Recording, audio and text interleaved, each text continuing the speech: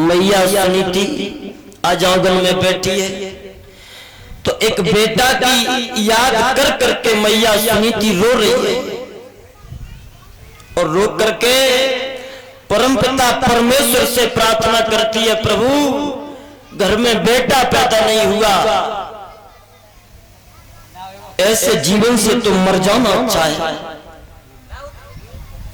जब मैया रोई है तो दासी के द्वारा जब रानी सुनीति ने महाराज उत्तानपाद को अपने महलों में बुलाया है और महलों में बुला करके मैया सुनीति महाराज उत्तानपाद से बोली है, महाराज अरे तुम तो राज्य चलाने में लगे रहते हैं,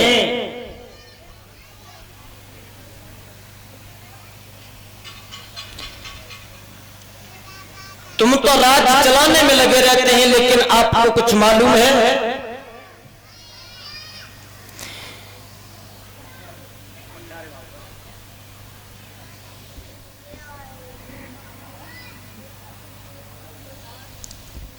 शरीर पर चौथापन आ गया, शरीर पर चौथापन आ गया, लेकिन घर में संतान पैदा अभी तक नहीं हुई है। तो महाराज उत्तानपाद कहने लगे हैं, रानी धैर्य धारण रखो, अरे पुत्र लेना और पुत्र देना और दे करके छीन लेना, ये सब परमपिता परमेश्वर की लीला हुआ करती है। अरे तुम चिंता किस बात की कर रही हो?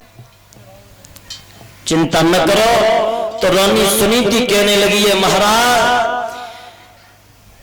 इतने दिन ना संतान भई सब दुनिया हंसी उड़ाए रही है, मेरे पति निवला कहलाए रहे हो, ये दुखिया पहुंचो कहाए रही है। महाराज घर में बेटा पैदा नहीं हुआ तो महाराज समझाते हैं, रानी सुनीति ने कह दिया है कि महाराज आप अपना दूसरा विवाह कर लो। ये कथा हमारे राघव जी के द्वारा सुन रहे थे तो महाराज उत्तानपाद को विवश होना पड़ा, विवश होना पड़ा। उत्तानपाद महाराज कहने लगे हैं, रानी तुम हमारा दूसरा विवाह मत करवाओ। क्यों? क्योंकि जिन जिन के दुर्दय ब्याह है उनके लिए, और घर में दो पत्नियां रही हैं, उनके लिए कष्ट ही कष्ट आए। एक दृष्टांत याद आया है, एक पंडित जी रहे और उन पंडित जी के एक पत्नी घर में थी और दूसरा विवाह फिर हो गया, दो पत्नियां हो गई। अब इतनी लड़ूकियां रहे, जब तक दिन भर में एक आध बार ना लड़ लेती तब तक उन्हें चैन नहीं पड़ता था। तो पंडित जी ने विचार करो, लाओ ने अलग अलग तख्ते सो भट्टा पैसे 5000 ईंटें लाए के मकान के ऊपर मकान बनाए के तैयार कर दिया। अब तो जो ज्यादा लड़ूकियां छोटी वाली रानी को ऊपर वाले मकान में कर दिया और बड़ी रानी को नीचे वाले मकान में कर दिया। तो एक दिन ये पंडित जी बाजार से मिठाई की भेलिया चौंद पे रखे जा रहे थे और जैसे ही गेट में प्रवेश भये तो ये साउंड वाले भैया कहाँ हैं, आकर के अपने साउंड पर बैठे और जैसे मिठाई की भेलिया लेके पंडित जी गेट में प्रवेश भये तो का देखी नीचे वाली पत्नी अंदर घर में कुछ काम कर रही है,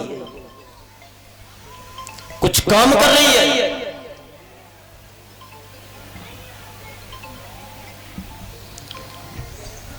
श्रोताओं, तो मिठाई की भिलिया सर पे रखने के बाद ये पंडित जी आज सिर पे हौले हौले हौले हौले और चढ़ते जा रहे हैं। लाओ छोटी वाली के यहाँ पे मिठाई की भिलिया दे आए, लेकिन पंडित जी अधवर पहुंच पाए सड़न पे तब तक बड़ी वाली पत्नी निकल आई और जैसी पंडित जी को ऊपर चढ़त देखो, विचार करने लगी, अच्छा पंडित जी, इसका मतलब यह है कि तुम हमसे प्रेम कम करते हो और छोटी वाली से ज्यादा करते हो।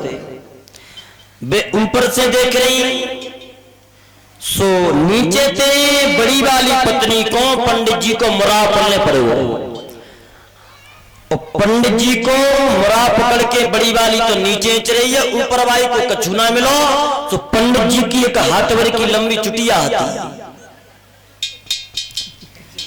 सुबह छोटी रानी के हाथ में वो चुटिया ही पड़ गई।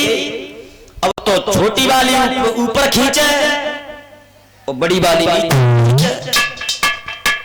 अब पंडित जी कह रहे हैं, भली मानस ने तू ही छोड़ दे, तू ही छोड़ दे।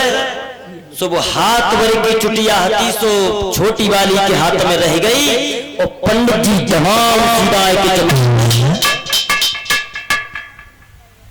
अब जैसे ही पंडित जी नीचे गिरे,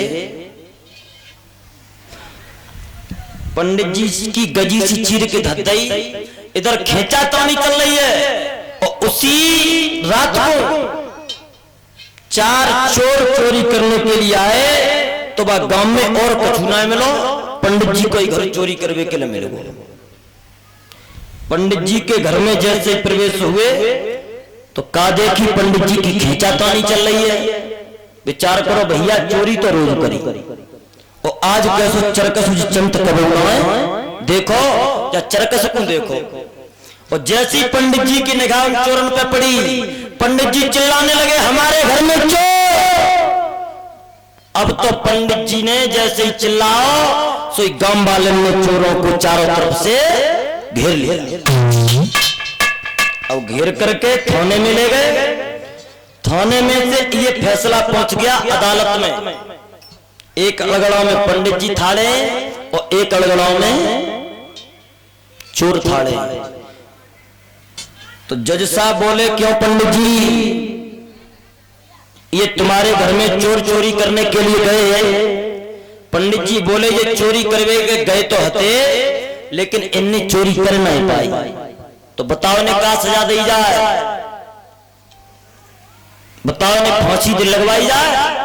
पंडित जी बोले, जज साहब ने फांसी में लगवाओ। फिर क्या करें? जज साहब तुम इन चोरों के 2-2 विवाह करवा दो। अब हाथ जोड़ के चोर कह रहे हैं, जज साहब तुम हमारे दिद्दे ब्याह मत करवा, तुम हमें फांसी लगवा दो, और अगर हमने अच्छी अच्छी डकैती डाली, अच्छी अच्छी डकैती डाली, लेकिन कभी पकड़ में ना आ पाए, लेकिन पकड़ में आए तो जा दिद्दे ब्याह के चक्कर। तो वही बात तो महाराज उत्तानपाद कह रहे हैं, रानी दूसरा विवाह मत करवाओ। हैं?